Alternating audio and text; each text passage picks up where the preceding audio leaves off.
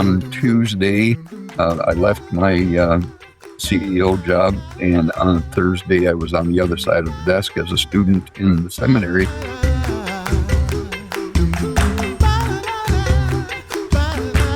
You're listening to The Coffee Hour. I'm Andy Bates. I'm Sarah Golseth. Our Getting to Know the Council of Presidents series today takes us to the Mid-South District. Mid-South, is that like the Midwest, but South? No, it's the greatest district in the entire Synod as far as I'm concerned. Today's episode of The Coffee Hour is underwritten in part by Concordia University Chicago. You can learn more about Concordia University Chicago by visiting CU. Our guest today, the Reverend Dr. Roger Paavola. He's president of the Mid-South District of the Lutheran Church Missouri Synod. In his words, the best district in the Lutheran Church Missouri Synod. Dr. Paavola, welcome to The Coffee Hour. Great. Thank you. Thank you very much. I am looking forward to today's conversation. We're having fun with this series, getting to know the Council of Presidents. And the first part of the episodes in this series starts off with the lightning round. Are you ready, sir? I am ready. Right. Favorite color? Blues or greens? All right. Those have become very popular answers. Favorite cuisine? Favorite cuisine would be Mexican or Chinese. All right. All right. Favorite book? And we know you love the Bible. We know you love the Lutheran Confessions. On top of that, what's your favorite book? I think the Tale of Two Cities was very good and inspirational. Mhm. Okay. This is a very important question. Favorite office supply? So, Office Depot. All right. Favorite dessert? Bananas Foster. Ooh. Oh, we're going to have to unpack that one probably. We'll come back to that, though. All Okay. right. Favorite vacation destination? Smoky Mountains in the great Mid-South District. All right. Favorite hymn? Jerusalem the Golden. All right, last one. Favorite time of day? When I can sit with my wife and just relax from the evening.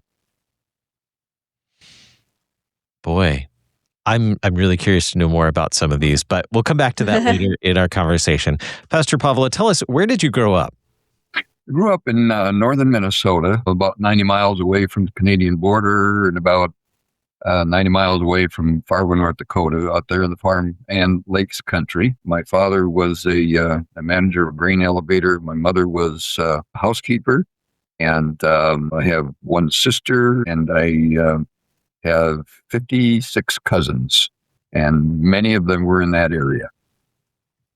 56 cousins. That's an impressive number.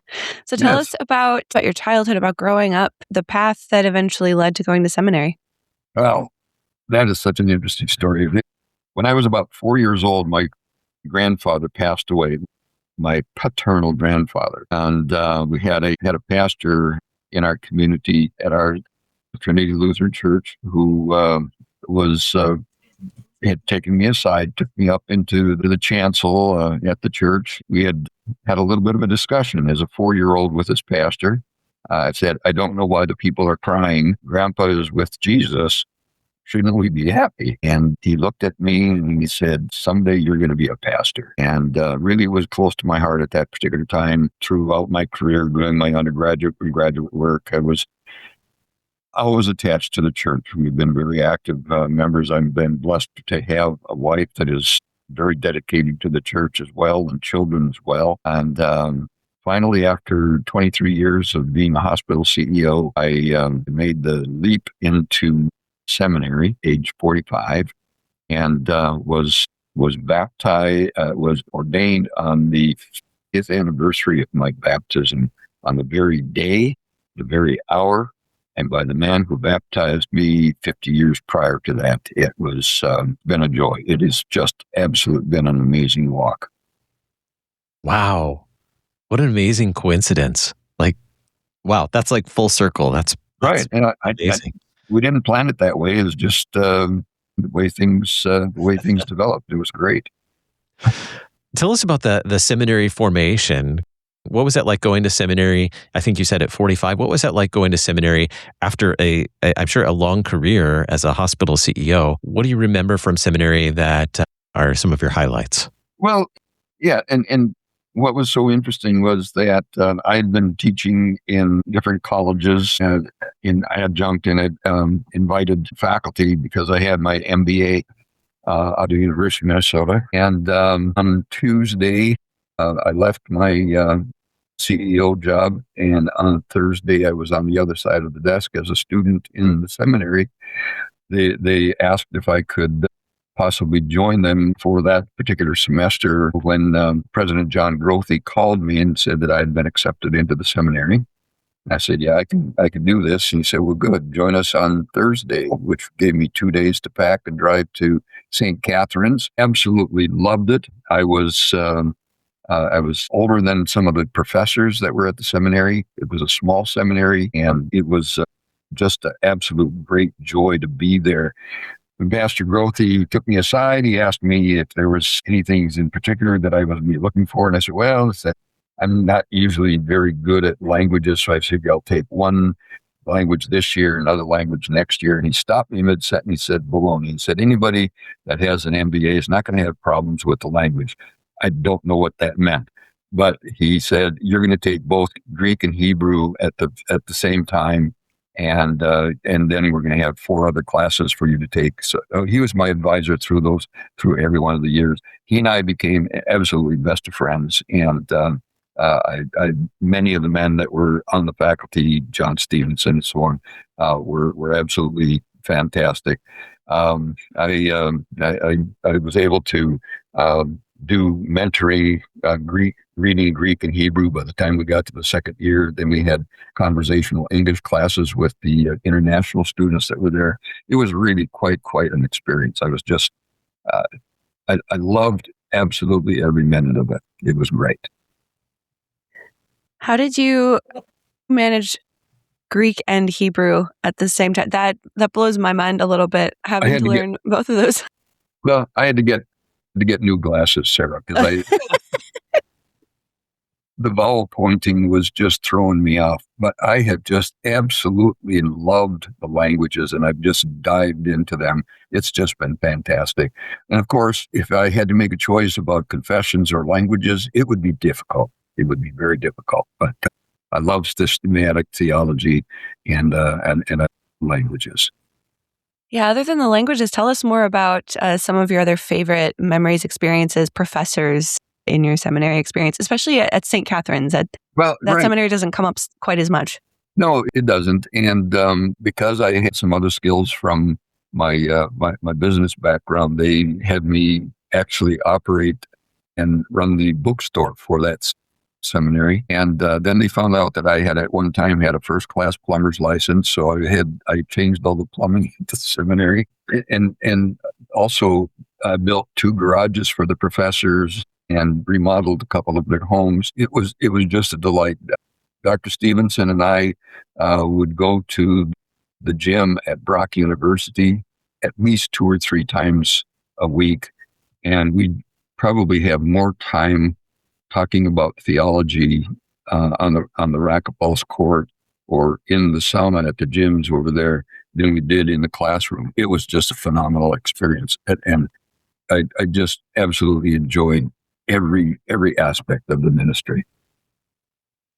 So take us from your seminary formation now into the field as a pastor. Did you go into the parish from there? I did. I had actually 3 congregations that had asked for me. My home district in Minnesota North had asked, and the central district in Canada had asked, and then the place where I was in my vicarage, I had a convertible vicarage, and I was in New Hampshire for that, and they had also asked. And the one that won out was central. The central district in Canada. Got to meet Ray Holm, just a fantastic district president. Went into a congregation in Beausejour, Manitoba, which was about 45 minutes north of Winnipeg. Absolutely loved it. The congregation grew pretty substantially. Then we discovered that as an American citizen, there had been a change in the tax laws in Canada that all of my pension programs that I had accumulated during my hospital career would be considered to be ordinary income when it came to the Canadian taxation system. I worked with Ralph Mahan, who was the president of the Synod up there at that time. It was a huge drain on not only on the ministries but other industries that they began to realize that which was called the Bronfman Law required that we'd have to report that sort of income. We had no reason for us to leave, but we had 3 calls at once in the United States.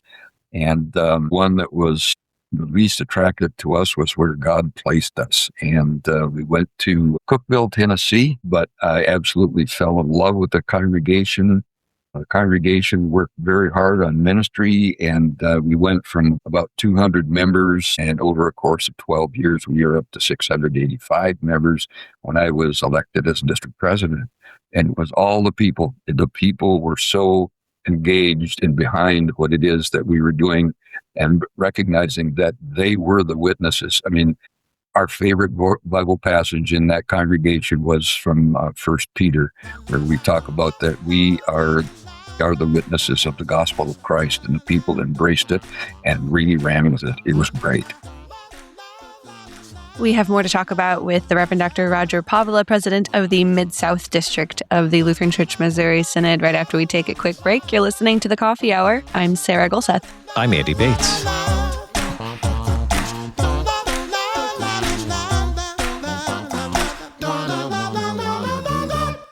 I'm Dr. Russell Dawn, president of Concordia University Chicago. I'm thrilled to announce the Prepared to Serve Church Professional Guarantee. Any new student in one of CUC's 6 church work programs will pay no more than $5,000 in annual tuition and required fees guaranteed. Prepared to Serve is a donor-funded initiative. Support future church work students by becoming a funding partner at cuchicago.edu/prepared to serve. Concordia University Chicago. With Christ at the center, we stand tall for the church.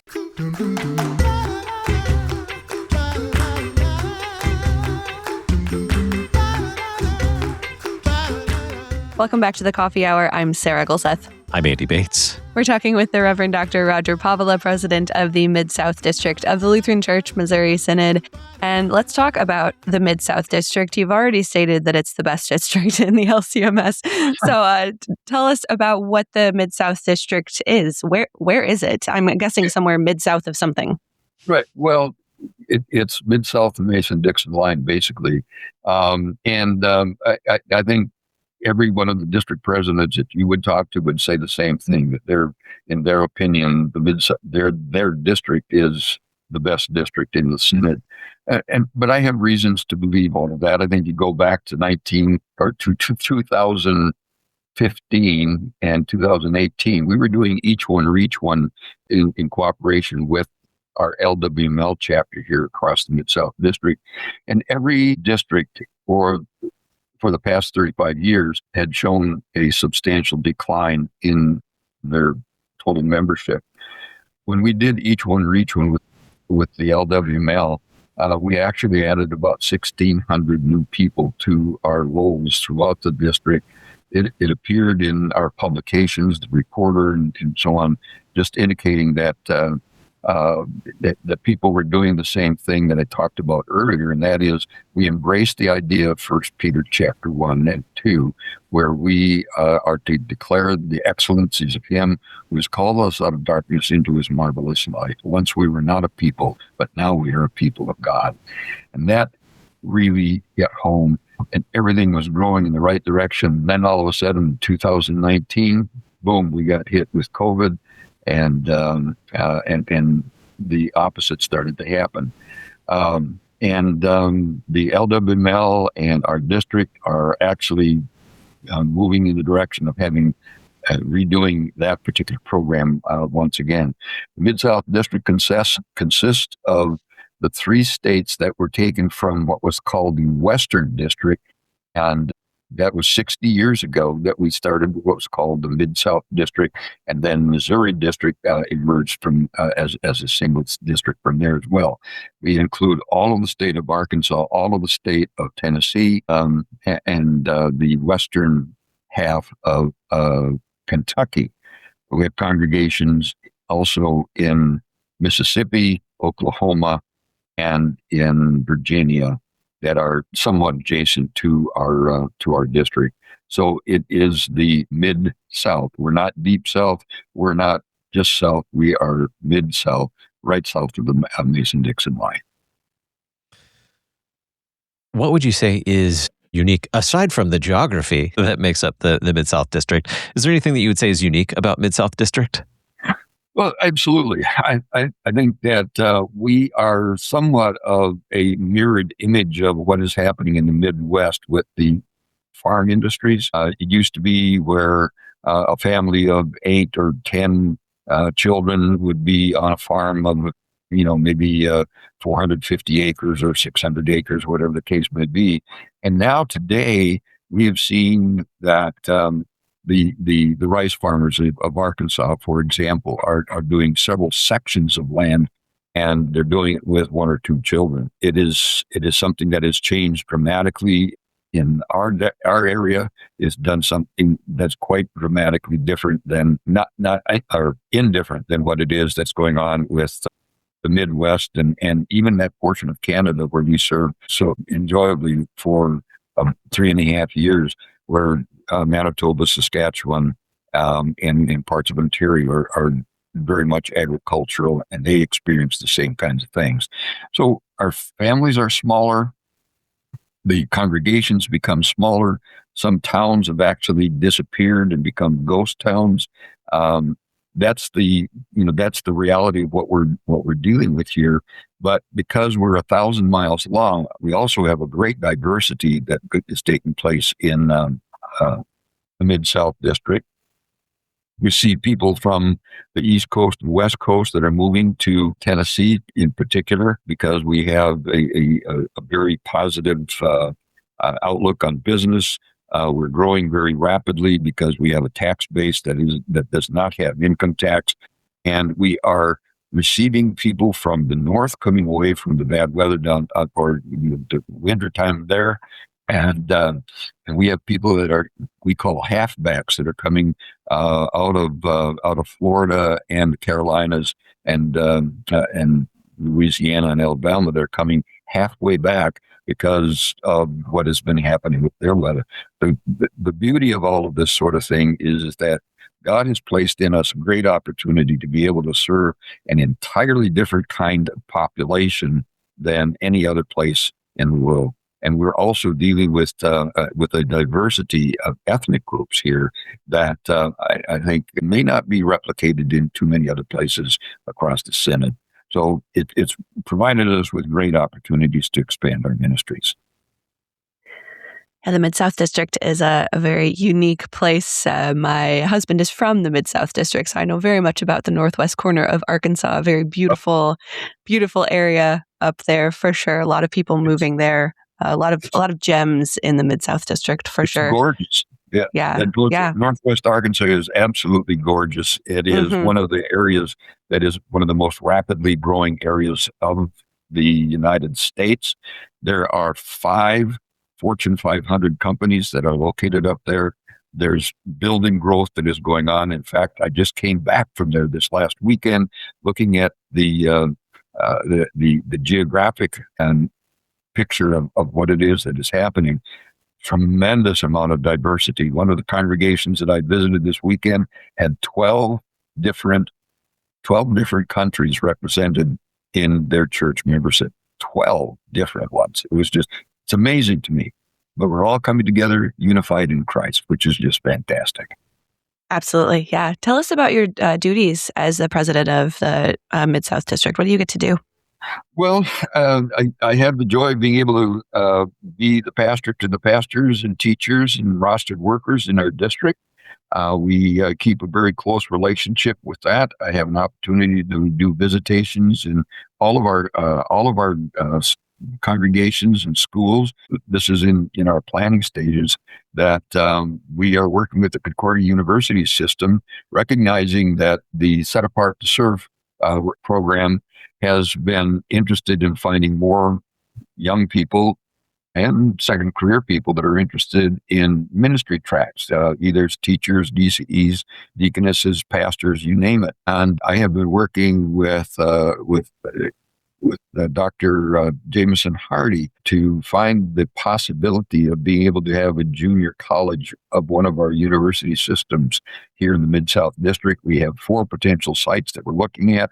Why is it an interest to the CUS for us to have something like that is that after post-secondary education, most students stay within 300 miles of their home to take their undergraduate work. The closest university that we have to us in the Concordia system is Seward, which is far more than 300 miles away from us.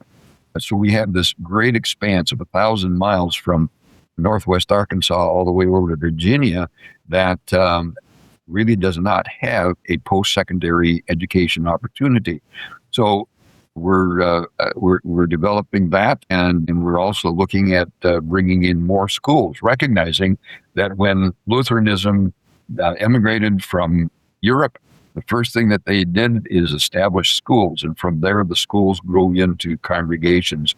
And we are encouraging the possibility of having at least another 4 schools added to our complement of schools here in the Mid-South District. So it's been very, very busy, and we have a very wonderful, powerful staff that we have here in the office, and a tremendous amount of work that's being done by our board of directors and the various commissions that we put together. We are here with the pleasure of being able to work for the building of the kingdom of God according to his will. And it gives us a joy each and every day to come to work.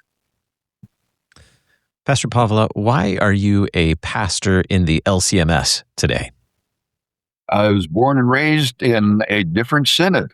I was born and raised in the National Evangelical Lutheran Church, which was a Finnish Lutheran church. It was the confessional conservative Finnish people that in 1958, I believe it was, we were sending our men to the pastors to become pastors in the Springfield and Fort Wayne seminaries, and it was just that being able to sustain an independent Finnish congregation, which comes natural to the Finns, is that we were going to join in with the LCMS and see if we could bring our strengths together. And at that particular time, of course, Gerhard Aho was a professor for the seminary, and we were related to that connection. And it was an absolute wonderful way for us to be able to get involved with the Lutheran Church Missouri Synod. Why the Lutheran Church Missouri Synod? Because it is the single body that I've been able to identify throughout my life and shared with others that it remains confessional and faithful to the Holy Scripture. And those 2 items are the ones that have just absolutely been my foundation and my ground throughout my entire lifetime. All right, we need to unpack some of the lightning round questions. There are a few answers that you were very, very particular about, and I won't steal the food one because I know Andy will want to ask that one. However, okay. I will ask you about the Great Smoky Mountains. What is it about the Great Smoky Mountains that you love so much? There's such a diversity out there. There's wildlife. There are family events. Whatever it is you want. I have a particular vice that is called golf, and they have tremendous golf courses out there in the Smokies. There's one that I call it a place where it's Billy Goat golf, because there's not a level spot in the whole thing, but it is absolutely beautiful. We are bringing our pastors from the East Conference for our pastors retreat, and the wives love coming out there because you can go out and stay in the cabins, and you can go up to the national park, go up to Klingman's Dome, do that sort of hiking. There's a number of waterfall hiking that they can have. And There's bear, deer, elk, turkeys. I mean, it's an outdoor wonderland, and it's just absolutely beautiful 12 months out of the year, which is just phenomenal. It's great. I love it. It is beautiful. I am having trouble picturing golf on a mountain. I believe you. I trust you on that you can play golf in the Smokies. You answered the question about your favorite dessert very boldly and promptly. So what's the story behind your love for Bananas Foster? Bananas Foster was one of the during my hospital career, I would take potential members of my medical staff or my administrative staff. I would take them to a place called the Burgundy Room, and the first meal the main meal was a Chateaubriand for two, and the appetizers were just wonderfully prepared escargot. That kind of turned some people off, but the highlight of the evening was when the maitre d' would come to your table with copper-based cookware and take bananas and put it in with ice cream and put it in with Hudson Bay 151 rum and burn it at your table and then put it in your ice. It was fabulous. It was probably one of the main reasons that we were able to attract certain very good specialty pastors or physicians and surgeons onto our medical staff. It was absolutely phenomenal. As a matter of fact, the governor of South Dakota asked me to be to host a fellow that was coming in from CBS News, Charles Kuralt. And I said, sure, I'll take care of him. And picked him up at the airport, brought him to the television studios, and then we went out for dinner. And I had just what I've just described.